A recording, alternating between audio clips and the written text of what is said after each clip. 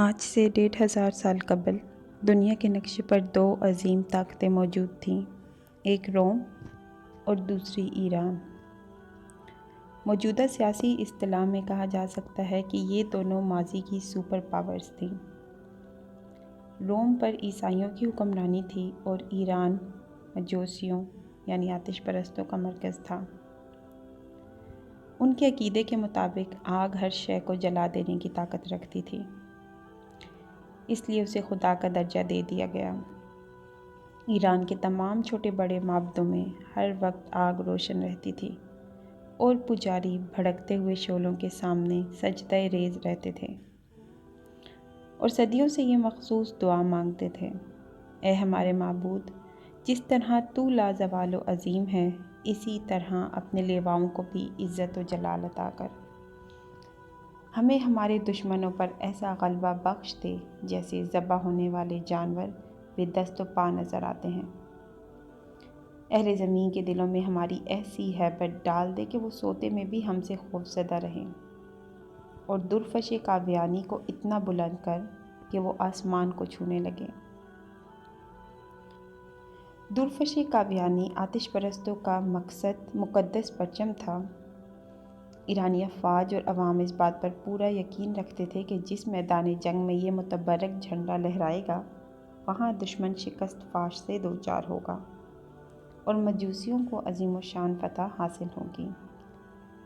پھر جب اسلام کی شکل میں حق نمودار ہوا تو باطل فرار ہو گیا، مقدس پرچم اٹھانے والے ہاتھ کاٹ دیے گئے، اور درفش کاویانی جسے فتح و نصرت کا نشان سمجھا جاتا تھا، بدبختی کی علامت بن کر اس طرح خاک میں مل گیا کہ اس کا ایک تار تک باقی نہ رہا۔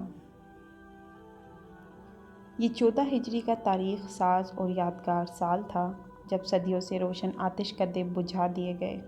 آگ کے پجاری کہا کرتے تھے کہ یہ شعلے کبھی سرد نہیں ہوں گے، اور انہیں بجھانے والی مخلوق آج تک پیدا ہی نہیں کی گئی۔ مگر جب ایمان کی تازہ ہوائیں فاران کی چوٹیوں سے اتر کر ایران کے میدانوں میں داخل ہوئیں تو پھر سب کچھ خس و خاشاک کے مانند اڑنے لگا۔ نوشیروان کی نادر و قیمتی یادگاریں مٹی کے کھلونوں کی طرح حقیر اور ارزاں ٹھہریں۔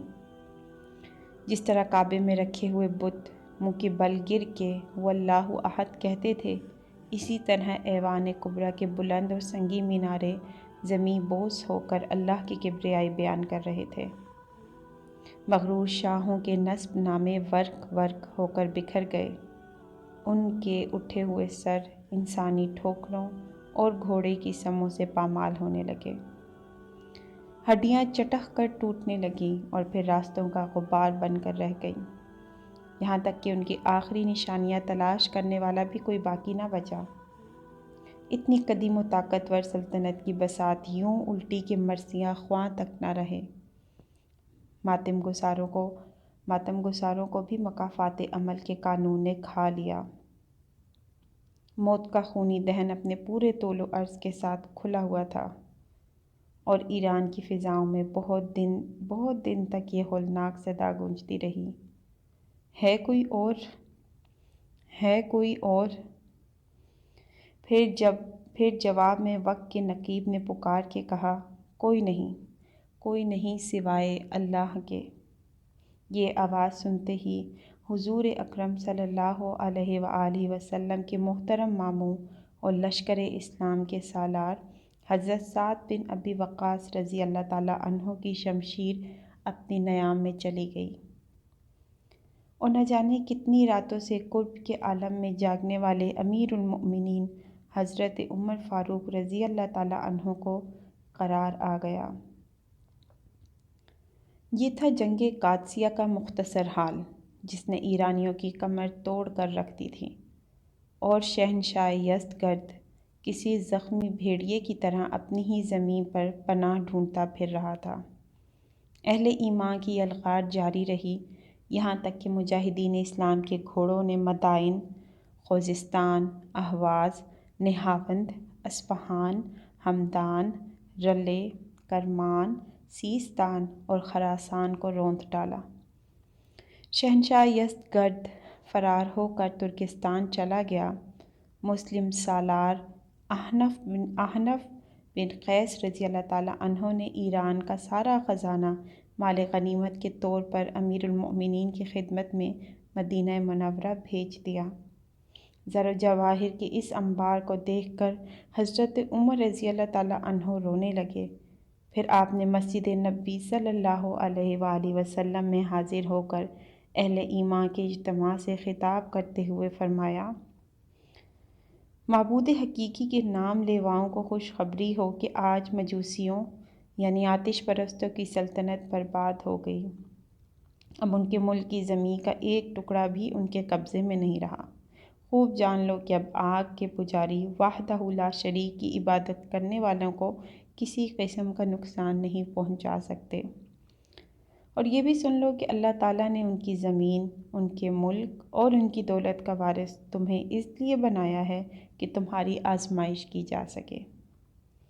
خبردار تم اپنی حالت نہ بدل لینا، ورنہ اللہ بے نیاز ہے، وہ تمہاری جگہ دوسری قوم کو بدل دے گا۔ مجھے اس امت کے لیے خود اس کے افراد سے خوف ہے۔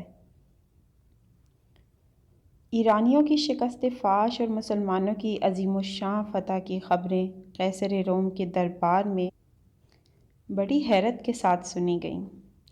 قیصر کے ایک دور اندیش وزیر لوکس نے اپنی نشست پر کھڑے ہو کر بسد احترام عرض کیا: اے ہرقل اعظم، مسلمانوں کی یہ پیہم فتوحات عیسائیوں کے لیے نیک شگن نہیں ہے۔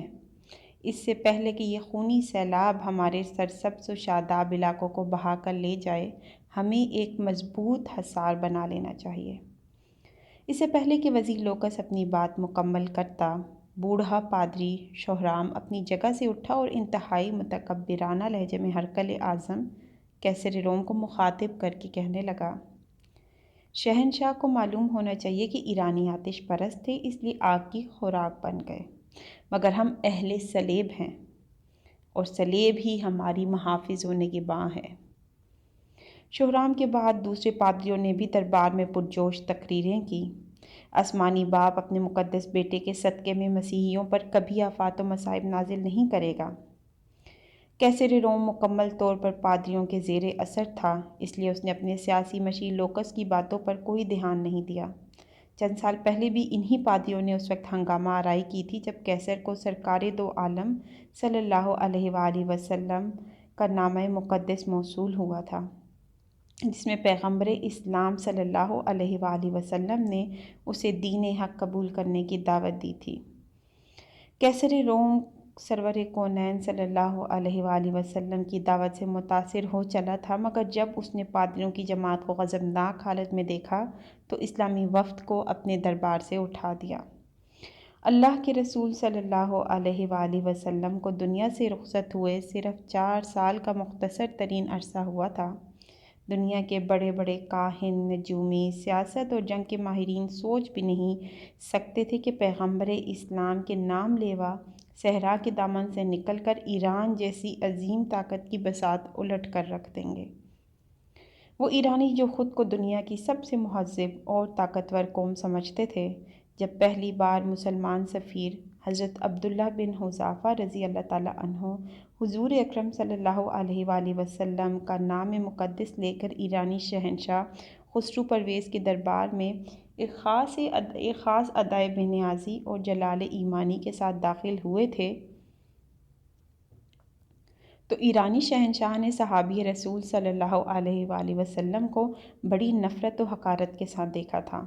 پھر خسرو پرویز نے نامہ رسول صلی اللہ علیہ وآلہ وسلم چاک کرتے ہوئے پوری عرب قوم کو انتہائی ذلت آمیز لہجے میں مخاطب کرتے ہوئے کہا تھا: اے سوس مار، جو کہ چھپکلی نما جانور ہوتا ہے، اے سوس مار کا گوشت کھانے والوں اور اے اونٹ کا دودھ پینے والوں۔ پھر جب ناکام سفارت کے بعد حضرت عبداللہ بن حذافہ رضی اللہ تعالیٰ عنہ نے رسالت مآب صلی اللہ علیہ وآلہ وسلم کی خدمت اقدس میں حاضر ہو کر نامہ مبارک سے چاک کرنے کا واقعہ سنایا تو سرور کونین صلی اللہ علیہ وآلہ وسلم نے فرمایا: خسرو نے میرا خط چاک نہیں کیا، اپنی حکومت کے ٹکڑے کر دیے ہیں۔ چند روز بعد ہی خسرو پرویز کے بیٹے شیرویہ نے بڑی بے رحمی کے ساتھ اپنے باپ کو قتل کر ڈالا۔ پھر چند سال بعد حضرت عمر فاروق رضی اللہ تعالیٰ عنہ نے ایرانی سلطنت کے مضبوط ترین ستونوں کو کسی بوسیدہ کتاب کے اوراق کی طرح ہوا میں اڑا دیا۔ قیصر روم کا وزیر لوکس اس واقعے سے باخبر تھا، اس لیے اس نے بھرے دربار میں مسلمانوں کی فتوحات اور یلغار کے سلسلے میں اپنی خدشات ظاہر کیے تھے۔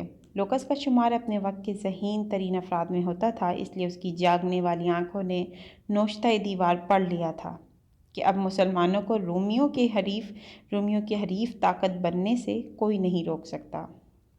یہی وجہ تھی کہ لوکس بار بار قیصر روم کو صورتحال کی سنگینی کا احساس دلانے کی کوشش کر رہا تھا۔ پادری شاہرام کے جاسوس محل کے گوشے گوشے میں پھیلے ہوئے تھے۔ جب ان جاسوسوں نے قیصر روم اور وزیر لوکس کی خفیہ ملاقاتوں کی اطلاع دی تو پادری شاہرام گہری سوچ میں ڈوب گیا۔ پھر اس نے وزیر لوکس کو سیاسی منظر نامے سے ہٹانے کی تدبیر سوچ لی۔ اس وقت روم عیش پرستیوں کا مرکز تھا۔ بادشاہ، وزیر و امیر اور خواص و عوام رقص و سرور اور شراب نوشی کو انسانی زندگی کا ایک لازمی حصہ سمجھتے تھے۔ کیف و نشاط کی زندگی گزارنے پر کوئی قانونی اور اخلاقی پابندی عائد نہیں تھی۔ اپنے اسی ماحول کے زیر اثر وزیر لوکس بھی کیف و نشاط کا دلدادہ تھا۔ پادری شاہرام نے اس کی اسی کمزوری سے فائدہ اٹھایا۔ ایک رات جب لوکس خوبصورت عیسائی رقاصہ سوسن کا ہوشربا رقص دیکھ رہا تھا تو مسلسل شراب نوشی کے اثر سے اس کے ہوش و حواس زائل ہوتے جا رہے تھے۔ پھر اسی کیفیت میں لوکس نے سوسن سے رات کا آخری جام طلب کیا۔ سوسن بصدر ناز و ادا لہراتی ہوئی آگے بڑھی اور اس نے دوسری زرنگار صراحی سے لوکس کا جام لبریز کیا۔ اس صراحی میں پادری شاہرام کے منصوبے کے مطابق ایک خاص زہر شامل کر دیا گیا تھا جسے بڑے سے بڑا طبیب بھی آسانی کے ساتھ نہیں پہچان سکتا تھا۔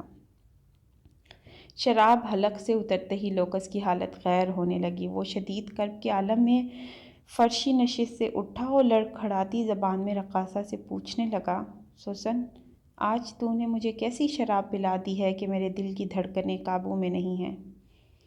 سوسن کے احمری ہونٹوں پر قاتلانہ تبسم ابھر آیا۔ سلطنت روم کے عظیم وزیر، ساقی بھی وہی ہے، جام و پیمانہ اور صراحی بھی وہی۔ شاید یہ موسم بہار اور چاندنی رات کا اثر ہے کہ شراب میں تیزی آ گئی ہے اور نشہ عام دنوں سے زیادہ گہرا ہو گیا ہے۔ لوکس کچھ اور کہنا چاہتا تھا مگر اچانک اس نے دونوں ہاتھوں سے اپنے دل کو پکڑ لیا۔ وزیر سلطنت کا چہرہ پسینے سے تر ہو گیا۔ پھر وہ شدید اذیت کے عالم میں چند قدم آگے بڑھا اور لڑکھڑا کر فرش پر گر پڑا۔ لوکس کی یہ حالت دیکھ کر رقاصہ سوسن مسلسل مسکرائے جا رہی تھی۔ وزیر لوکس بڑی مشکل سے اٹھ کر بیٹھا، پھر اس نے پوری طاقت سے چیخ کر کہا، جاہل اور ریاکار پادریوں، تم نے اس شخص کو قتل کر ڈالا جو روم کا دماغ تھا۔ اب تمہیں خداوند خدا کے قہر سے کوئی نہیں بچا سکتا۔ یہ کہہ کر لوکس نے ایک بار پھر کھڑے ہونے کی کوشش کی لیکن وہ اپنے قدموں کا توازن برقرار نہ رکھ سکا اور دوبارہ اوندھے منہ قالین پر گر پڑا۔ پھر چند لمحوں بعد اس کی حرکت قلب بند ہو گئی۔ رقاصہ سوسن تیزی سے جھکی اور اس نے کئی بار لوکس کو آوازیں دی مگر جب وزیر سلطنت کے جسم کو ہلکی سی جنبش بھی نہیں ہوئی تو اس نے کسی طبیب کی طرح لوکس کی کلائی پر اپنا ہاتھ رکھ دیا۔ وزیر سلطنت کی نبض ڈوب چکی تھی۔ لوکس کے عشرت قد میں رقاصہ سوسن کا تیز قہقہ گونجا مگر جب یہ گونج ختم ہوئی تو اس کے کانوں میں پادری شاہرام کے الفاظ کی صدائے بازگشت ابھرنے لگی۔ اگر تو نے عیسائیت کے ایک بڑے دشمن لوکس کو مار ڈالا تو مقدس باپ اور بیٹا تجھ سے راضی ہو جائیں گے اور تیرے سارے گناہ دھو دیے جائیں گے اور تو پارسا عورتوں کی طرح جنت میں داخل ہوگی۔ پھر جب رقاصہ سوسن وزیر سلطنت لوکس کے کمرے سے نکل کر محل کی راہداری سے گزر رہی تھی، اس کے دل و دماغ پر سرشاری کی عجیب سی کیفیت طاری تھی۔ سوسن کو یوں محسوس ہو رہا تھا جیسے وہ جنت کی کسی وادی میں محو خرام ہو۔ دوسرے دن جب قیصر روم اپنے مشیر خاص کی لاش پر اداس کھڑا تھا، شاہی طبیب تمام تر کوششوں کے باوجود اس زہر کی نشاندہی ہی نہ کر سکے جسے پادری شاہرام نے بڑی ذہانت کے ساتھ لوکس کے جسم میں داخل کرایا تھا۔